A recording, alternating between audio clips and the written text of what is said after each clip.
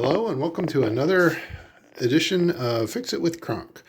This time we're going to install a utility outlet on the wall above my hot water heater because I'm going to be installing, or I'm going to have installed a new acid neutralizer and water treatment system, and it needs its own outlet. So here's our box outlet. This is a handy box. Get it at any home center. And here's a faceplate for the outlet itself. I'm going to show you how to wire this and then how to run it to the circuit panel. So first thing we're going to do is we're going to punch out this hole. So my workbench is really messy because of all the stuff we had to move out of that utility room. But you just basically take a screwdriver and you tap it. Oops. And then you use the pliers. And you just remove the punch out. Just twist it off like that. Now, since I'm using non-metallic wire, I'm going to use something called a Romex clamp, which I get in packs of 10. And it looks like this. Has a little nut on it. And you put this with the screws on the outside, like that, and the little threaded part sticks up on the inside, and then that nut you removed goes on the inside. Now this particular box has these little screws on it, but it's in the way of the nut, so I'm going to take these screws out. Sorry, take these screws out here. I have to take those out anyway to put the outlet in.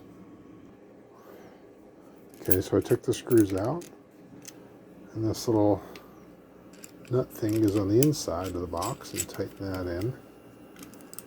I have to play with it a little bit because you want that nut to be snug, but you want these two screws to be facing out because this little clamp here is going to clamp around the wire. So we need to make sure that it's snug, but not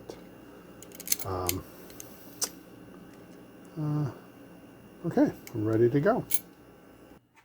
Okay, now what we're going to do is we're going to mount this box horizontally on that wood strip there, the one that has the paint splashed on it, just so that it's up out of the way but still allows power here. So the trick here is we're going to put a couple screws in to hold it in place. And then we're going to run all the wire, we're going to connect it all up at the box. We're going to run all the wires, and then the very last thing we're going to do is install it to the panel. So you can see I've run the cable up through existing holes. I did have to drill one hole in this double joist to get it over to there. And I run the wire down to the box. Now when you go to wire an outlet and you use Romex wire like this, non-metallic wire. This is 12 gauge, so this is going to be for a 20 amp circuit, which is standard for household outlets. Use this utility knife and split the sheathing like that and separate your inside wires. And you can see that you got white, black, and bare wire. The bare wire is your ground. You must always remember to connect your ground wire up.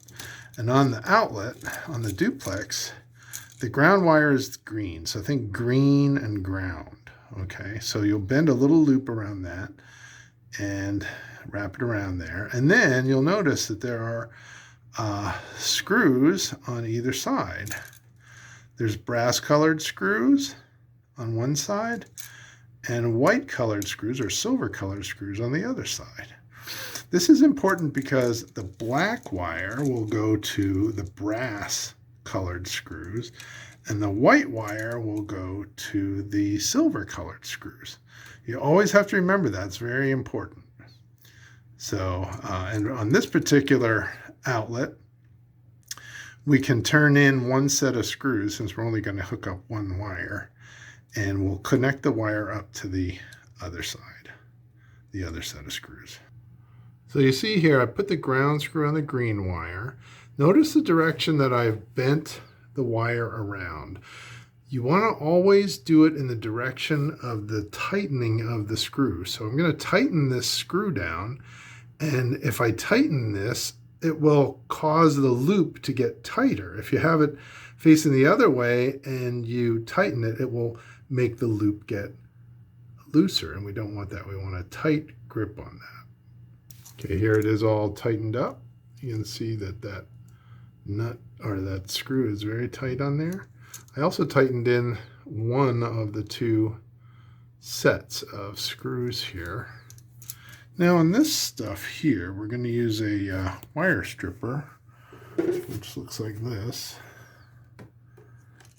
And since it's 12 gauge wire, we go to the hole that's marked 12, and then we strip off a small amount to wrap around these screws. Now on the back of this, there is a little thing called a wire gauge. You can see it right here. See, it says strip gauge there. That's the length of the wire that you want to strip off. You want to strip that off so that you have the right amount of wire to go around your screws. Here, in my excitement to show you the wiring, I forgot to put it through the hole. So you got to feed your wires through the hole with the Romex connector. The Romex is this clamp, and you want to get it past the past where the sheathing goes in, and then we'll tighten these down and clamp that against the wire. Then we'll wire up the duplex. Okay, so you can see the screws, the wire is wrapped around in a way that the tight screw will clamp it down faster. Both sides, nice and snug. But what I like to do here is I like to wrap tape around, electrical tape around the contacts so that just in case they would touch this box, we don't want that to short out. There we go. We get the tape wrapped around. Then we'll bend these wires so it all fits up in there, and we'll put these screws into these holes and hold it in place. There we go. It's all snug in there. And then we'll just put the plate on it, and then we'll be ready to wire back up to the box or to the circuit panel. Okay, so the duplex is all in place. The plate is on, and we're ready to go back to the circuit panel. Okay, here's our circuit panel, and I ran the wire overhead and coming down the side. It's this long yellow one here, and it's better to have more wire than not enough because you don't want to splice. And I'm going to take these 6 screws off, and the corners in the middle and down below, and we have an open circuit, so we're going to be able to use one of our existing open circuits here. Okay, so you can see inside the panel here we have a few circuits that are not being used, these double breakers here. And what you want to do is you want to bring your wire in through the side panel. You can use another Romex clamp, punch through. You have to just be very careful not to touch these screws in the middle, the ones that come down from these big switches here, especially if you're working with those circuits being on. You could easily electrocute yourself. So we're not going to do that. We're going to hook everything up, and then we will hook up the black wire to the breaker last. So interestingly enough, you want to hook both the white wire and the ground wire to a spot on this set of screws here. And that's because the neutral, which is the white, and the ground basically acts like a second neutral when you connect it up in case there's a short. So we're going to do that now. You can see I got the yellow wire through an existing Romex. I had it share a Romex with another cable, and that should be okay to do. There's room in there for 2 cables. So now the rest of this wire that's here, we're going to strip off so that we have bare wire, white wire, and black wire. So you can see here I stripped off almost back to the Romex clamp. The bare wire, the white wire, and the black wire. Now, We don't need all of this wire in here, so we're just going to put in and fit what we need in order to get the white wires up to this bus bar over here and the black wire to the breaker that we're going to connect it to. I decided to connect it to this double outlet at the bottom because it's already connected to another circuit that only powers one outlet, and it's got that double here, and this one's not being used. So we're going to shut this one off. We're going to remove the breaker, and then we'll attach the wire. We attach a wire when it's not connected to the panel.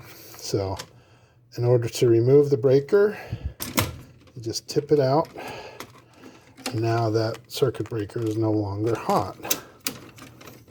So we loosen this screw, the empty one, and we'll tuck this wire underneath, tighten it up in, and pop it back in. So there we got our 2 wires in there, plenty of room.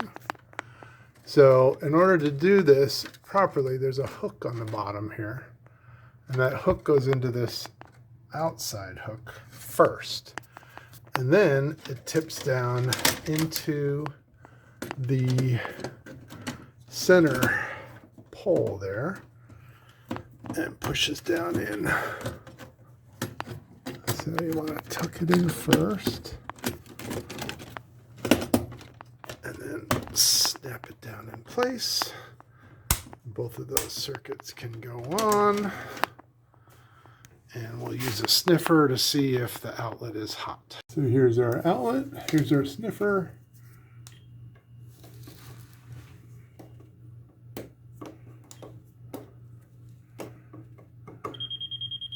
And that outlet is now hot. So then we'll put the panel back on, put the screws back in place, make sure I didn't accidentally bump any switches, and we're good to go. I'll probably staple the loose wire onto the board next to those other yellow ones, just so it's neat and tidy. So there you go, another Fix It with Crunk. If you like, please subscribe to this channel, and we'll catch you on the flip side.